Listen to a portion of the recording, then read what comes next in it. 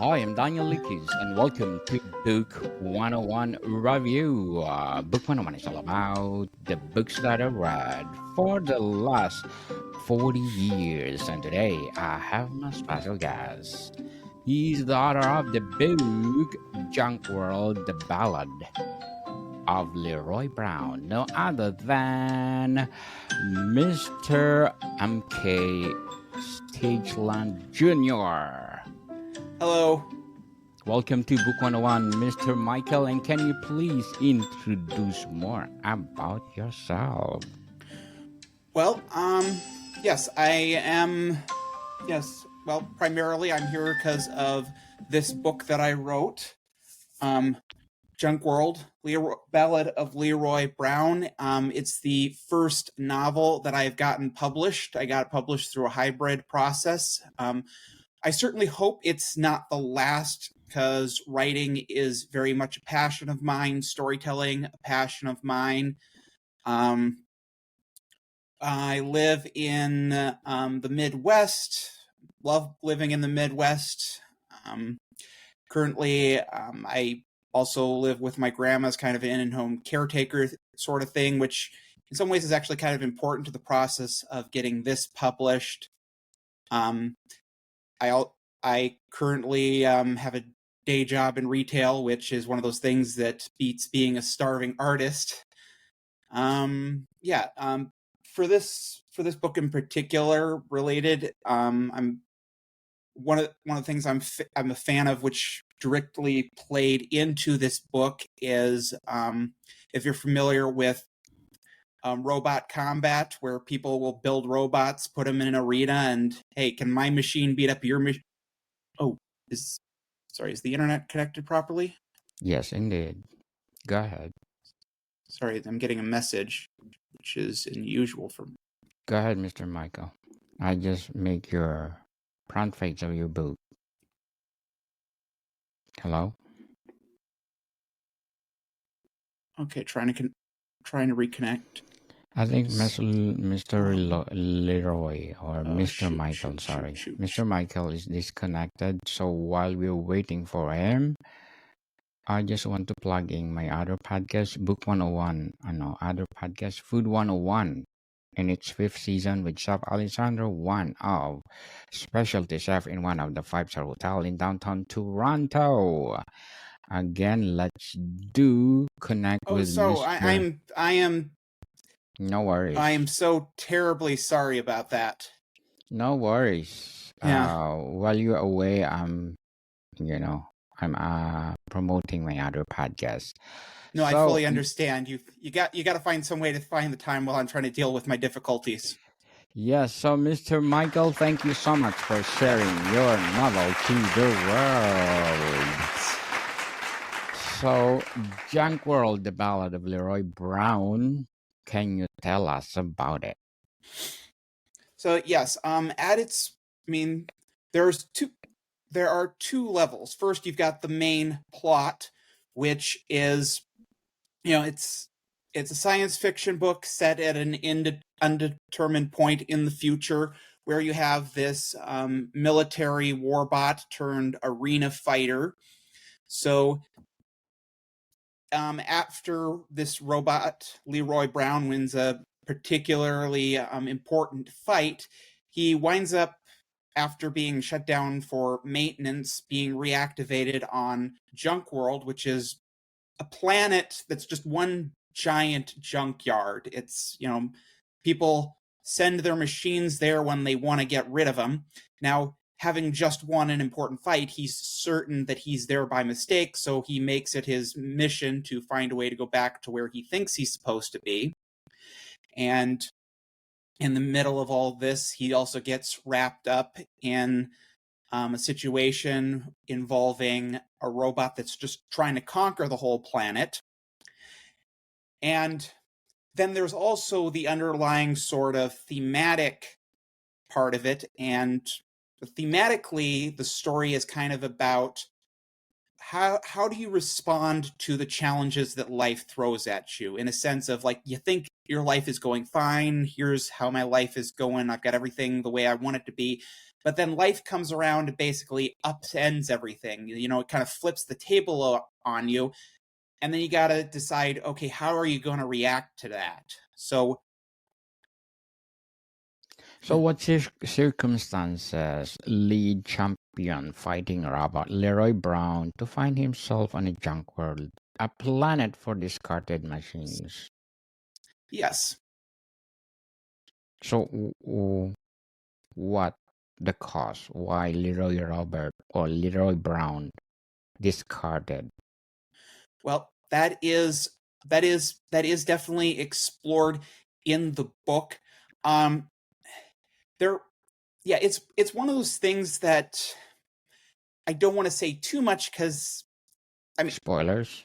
yeah, it is sort of a spoiler thing, and I mean, it is explained, but it's one of those things that it's.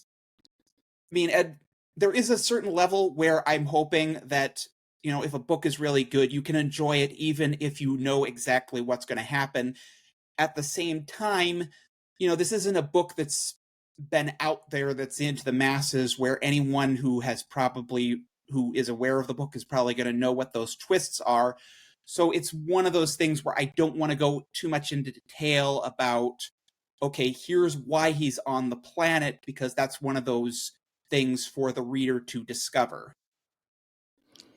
So, Mr. Michael, what are your struggles in writing Junkworld?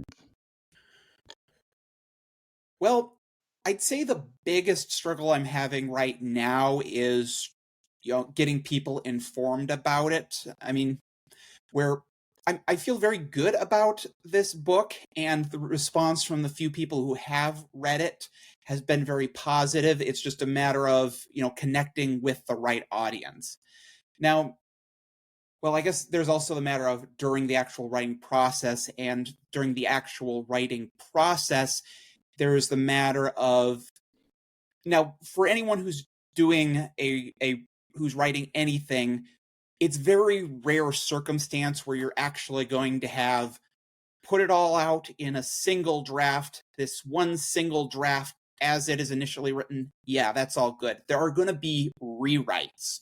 So the challenge then is finding out, when you're rewriting, what stuff do you have that is good, and what stuff do you have that genuinely needs to be changed? Because there's the saying of, well, you need to kill your darlings and all that, but there is very much a matter of, am I changing something for the sake of changing, or does this story element really need, or is this story element good as it is? And I think with the actual writing process, during the process of creating it, that right there is the biggest challenge of knowing, okay, which parts of the book are solid and which part of the books actually need to be changed. So, in what ways does Leroy's mission intertwine with the fight against the top dog?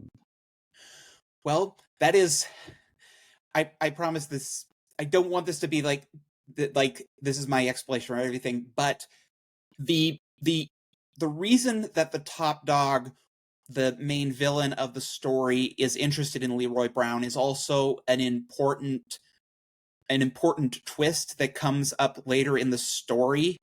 It is something that I, then when you're reading, I think there are, as you go through up to it, I try and leave the hints there, and I tried to make it very clear that yes, I am going somewhere this, and I've actually laid it out, but the actual, again, this is I mean, why the actual relationship connection between Leroy Brown and the top dog, and why the top dog is specifically interested in Leroy, is another spoiler that I don't want to give away too much.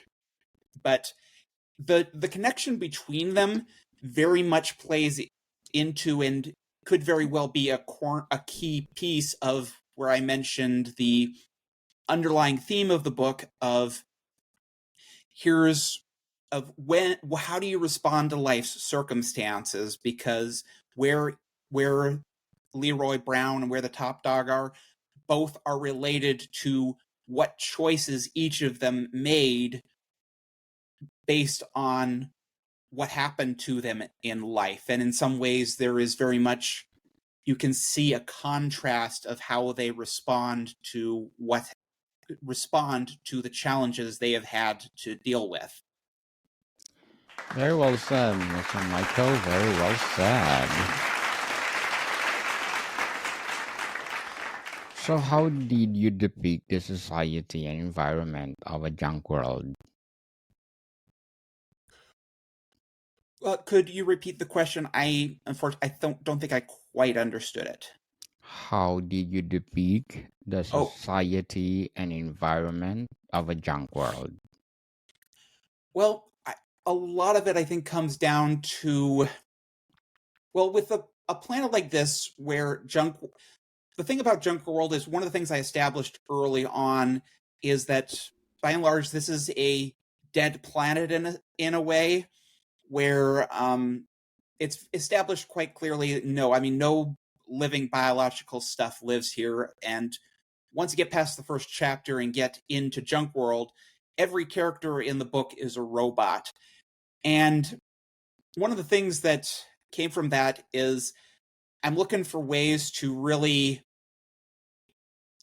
one of the things I really made use of in that is finding fun ways to develop machines that I thought would be interesting in this, especially when I'm coming from a place of, well, the robots here are all, I mean, they're all kind of in Leroy's same situation, not necessarily, not the same background necessarily, but all the robots that are there had some other purpose before they were effectively thrown out, and now they're kind of trying to develop a new life for themselves in a sense. So there's very much that sense of, what can I how can I create these machines that, making the most of the setting, and how can I make it, well, for example, one character in the book that it's not a major character, but it does have a significant part, is okay, you have this robot. What was this robot like in a prior life, and how is the robot different here? And it's explained that this robot, prior to being sent to Junkworld, was actually an animatronic. The thing is, on a planet like Junkworld, well, there's not really much need for animatronics.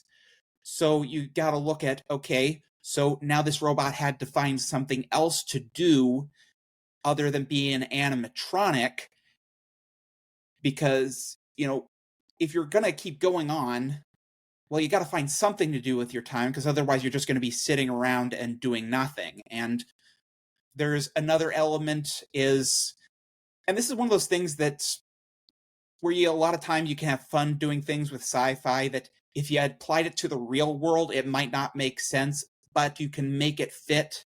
For example, a major method of transportation that he used are basically these giant ship-like vehicles that travel around on wheels or treads. Like, realistically, that's not something that people would probably do for any good reason, but I can have fun with it here. I can make it a part of the world, and it's a matter of, make it a way that it'll come off as compelling and spark the reader's imagination as they're trying to envision the scene. So, Mr. Michael, how does the concept of being discarded or obsolete manifest in the characters' experiences? Well, I think it goes back to that core theme of, how do you respond to, the challenges that life throws at you. And part of that is, there's a repeated message with these other characters that Leroy interacts with, where they try and tell him, look, you're thrown out, you got a life, you gotta admit that you're not wanted anymore. And it comes up against Leroy insistent that, no, I mean, the last time, before I was reactivated on Junkworld, I just had this major victory. I was in this great place. It has to have been a mistake that I'm here. And so it very much goes back to that core theme of how do you respond to how do you respond to what happens to you in life? You know, it's some robots, they give up, and you know, being the way it is, you know, the robots that give up, that are destroyed, well, their parts are probably going to be used for something else, because they may be junk, but as long as, you know, it still can be made to do something. Well, if you have a broken robot, you can probably take that broken, destroyed robot's arm and use it to replace your own arm if you've lost it. So there's very much it's a certain element of, you know, do you accept your situation as it is? Do you deny it? Do you there's I don't want to come off as like I'm just repeating and coming off as a broken record, but you know, there is, you know, it comes back to that point of, So, yeah. so Mr. Michael, what will be the big difference of Junk World to the movie Wally? Well, for one thing, this planet is very explicitly said to be its own thing. Like, it's I establish very early on that no, the twist. I mean, yeah, there's a twist here, but the twist is not, oh, this is some planet in the future. Turns out this was the planet he wanted to be all along. This is very much a planet in its own corner of the galaxy. You know, it's a planet that people send things to. Earth doesn't appear in the book, but there is like a single mention. Hey, are you aware of Earth, in order to explain a character's history? And it's actually amusing that you do mention the movie Wall-E, because I don't want to say too much, but there is actually a character in the book that is inspired by the character Wall-E himself, very much in a way that it's a wink wink, nudge nudge, not this is Wall-E put in here. But I just thought I'd want to mention that because I thought it was amusing since you did mention that. It's even more amusing is that the character is that with that character, when my mom read the book, she actually latched onto that character as her favorite. So Good job. Yeah, it is. Good It is. job.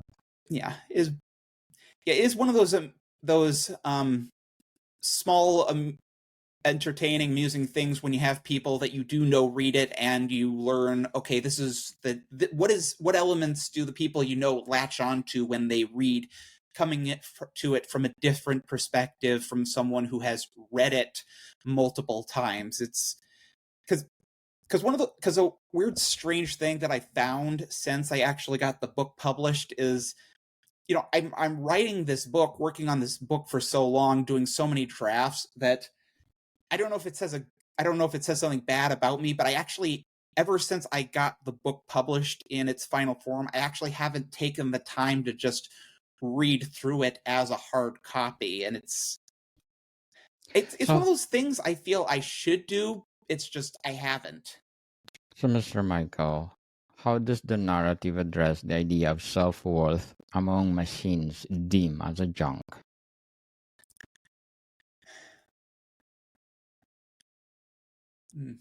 That is a good that that is a good question.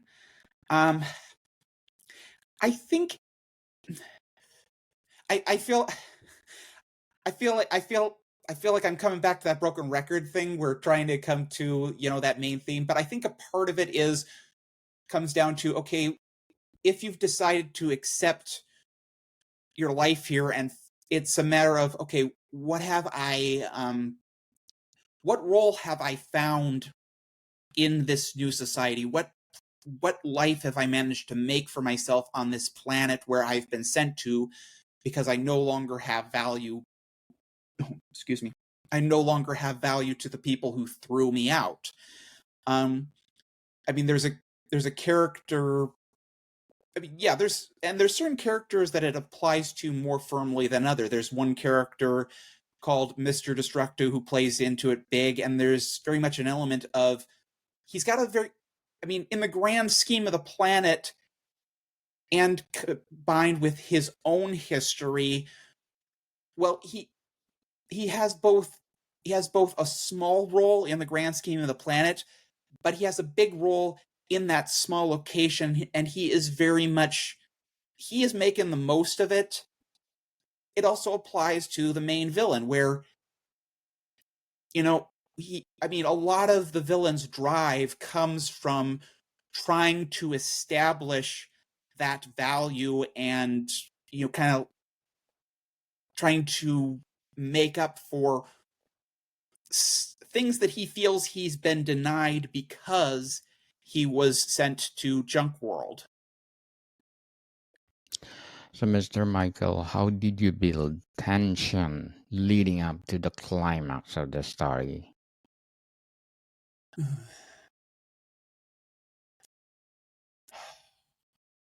Yeah, I feel bad because I'm having a hard time thinking of how to answer that. Um, I mean, one. Okay, this may not be a direct answer, but possibly the best I have is that, um, in some ways, it's possibly a natural element from writing the story, because one of the comparisons I've made for myself when I'm looking at my writing process is that in some ways, crafting the story, writing the story is, in a sense, like maybe sculpting a statue from stone, where you can very much have an idea of what you want the final product to be, but at the same time you can't shape it in any way you want. There's sort of a plot, and there's a book in there, and you're chipping away. Eventually the product does have rules of what it wants to be, that you, like, for example, if you're trying to craft a statue of a human being, there's certain things it's going to have to be. You have to have, two arms, two legs, that kind of thing. Now you can make that statue pose the way you want, but there are certain ways you can't. There are certain places you can't cut. There's certain places that the stone has to be if you want it to actually resemble a human being. Like if you have it too tall, have the arms too far down, well, it's no longer going to resemble a human. And so, in the same way, if I'm trying to make this story work, the tension kind of builds itself, and it's just a matter of fitting in right and finding out the proper way to depict it to fit into what the story wants to be based on the plot I am trying to create. Mr. Michael, what would be your advice for those people out there who want to write their novel? Well, it may be cliche, but obviously one of the biggest things is, well, you just need to actually write. I I mean, I guess I have a hard time imagining from a personal perspective, but I understand it, is that sometimes people, they want something to happen, but then they don't take any steps to actually make it happen. So, like one of the pieces of advice I learned once is, since you have to write the book multiple times anyway with multiple drafts, the first draft is a focus on just get something put together. It doesn't have to be good. It doesn't have to, it can be an absolute mess. But if you have a first draft, you have something completed that you can actually work with. So if you want to actually write, just focus on putting out that first draft. It could very well be terrible, but the worst case, you will have something put out that you can work with. I mean, there's the saying of how many hours, how much do you have to work at something to actually get good at it. So if you if you even just get out that first draft, well, you have a point of reference of you can work from. You can look at all this stuff and like, okay, I put together this first draft. Here's all the stuff that is terrible. Here's the good things that I put together. I can work with this good stuff. Here's maybe the good stuff about the junk that I can take and rework. So I think the best advice is to just focus on getting that first draft done. Don't worry about how good it is because unless you are a very exceptional talent and probably someone who doesn't need that advice, well, you're going to have to rewrite your book once, twice, three. You're going to have to rewrite anyway, so you might as well just focus on getting a first draft that you can use as a launch pad. So thank you for your advice, Mr. Michael.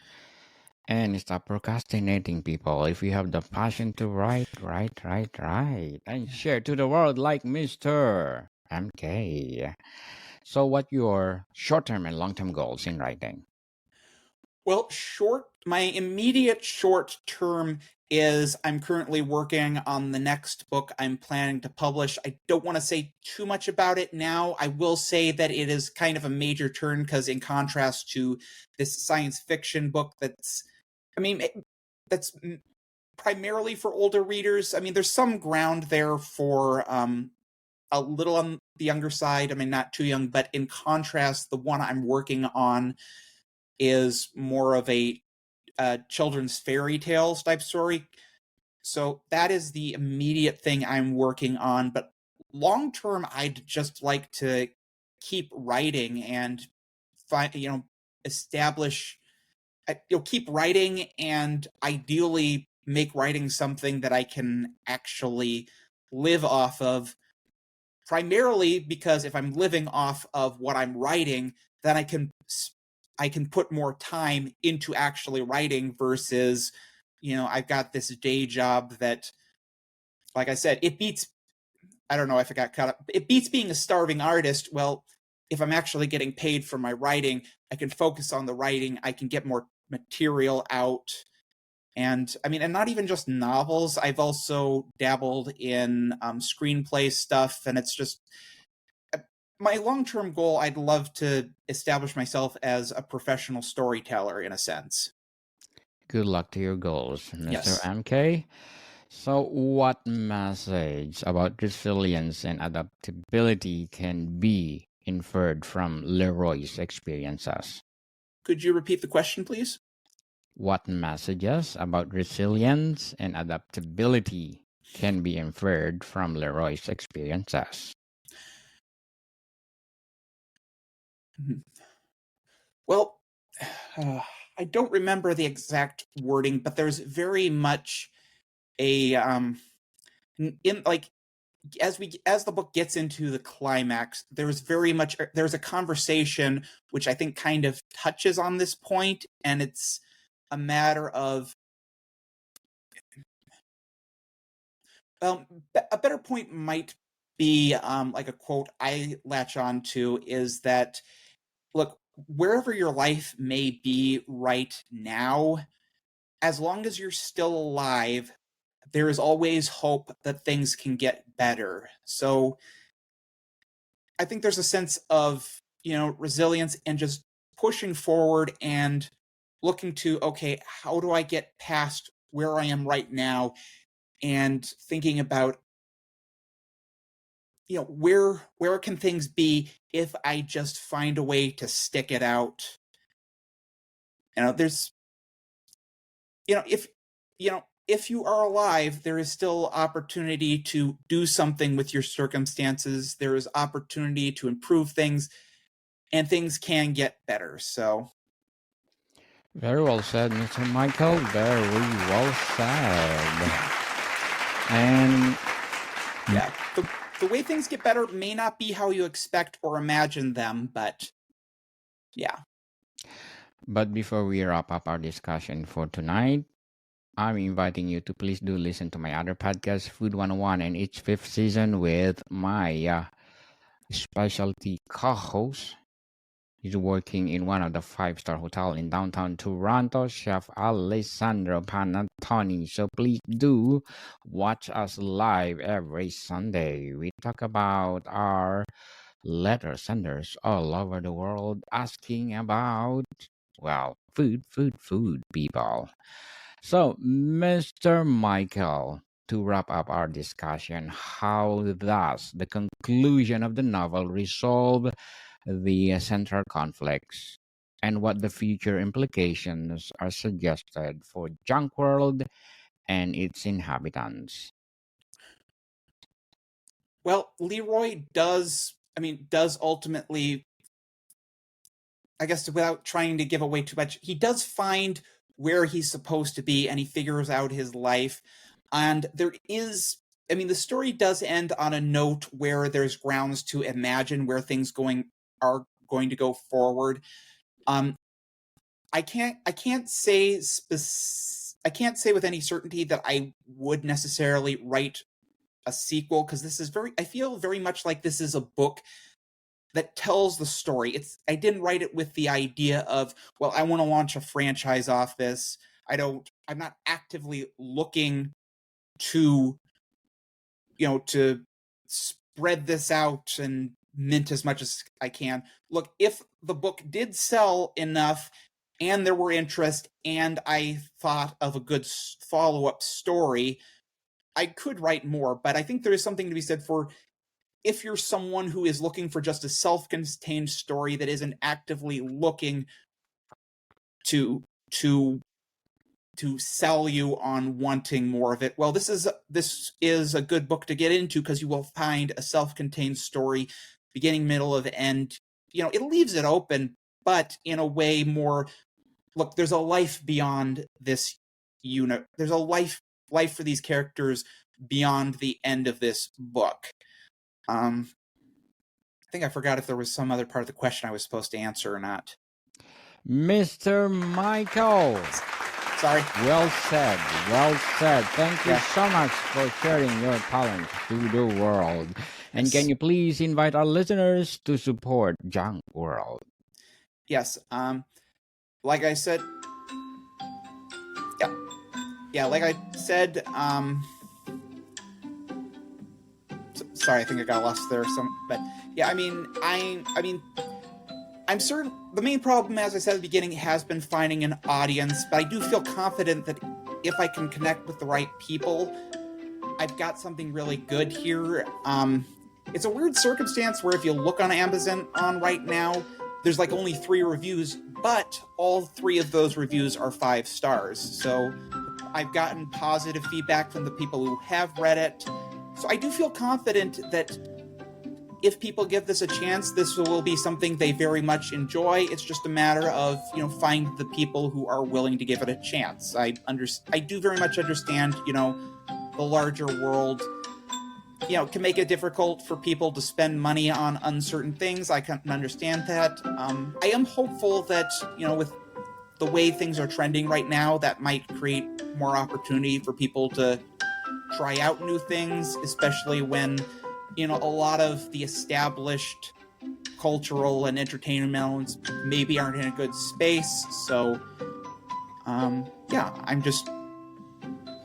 Yes, people, let's support Mr. Michael, because if you support him, more novels to come. Yes. And I have... Yes, I have... Look, this book, there's no guarantee I'll write anymore, but I have like a buttload of story concepts and ideas to work with. I may have more ideas for stories than I will ever have an opportunity to write, and I'm regularly coming up with new ideas that I put in a folder. Hey, hopefully I can get to this sometime, as well as a handful of books that I have written but are just not quite published yet. That's another story. Yes, people, again, I said let's support Mr. Michael, because if you support him, more books to come. And please do listen to my feature author of the month of Of course, January, Mr. Hurry Turtle Dove, and my feature author of the month of this coming February, the same.